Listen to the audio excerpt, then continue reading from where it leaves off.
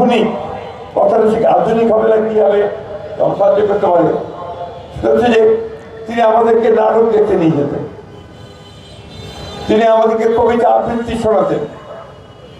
আমার একটা কবিতা প্রায় মনে পড়ে যে সকালবেলা তিনি হাঁটতেন এই রাস্তায়, হেঁটে বাসায় ফিরতেন, ফিরে তার একটা ছোট্ট ট্রানজিস্টার ছিল, ওই ট্রানজিস্টারটা খুলতেন, খুলে তিনি তখন বিখ্যাত যে রবীন্দ্রসঙ্গীত গায়ক দেবব্রত বিশ্বাস তার রবীন্দ্রসঙ্গীত শুনতেন।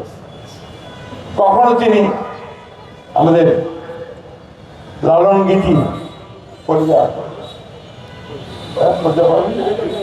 ফরিদা পারভিনের গান আমাদেরকে বহুবার নাটক দেখতে নিয়ে গেছেন এবং নিজেও নাটক করেছেন। এগুলো আমার দেখা। যাই হোক, আমি বক্তব্য বাড়াবো না, সময় হয়ে আসছে।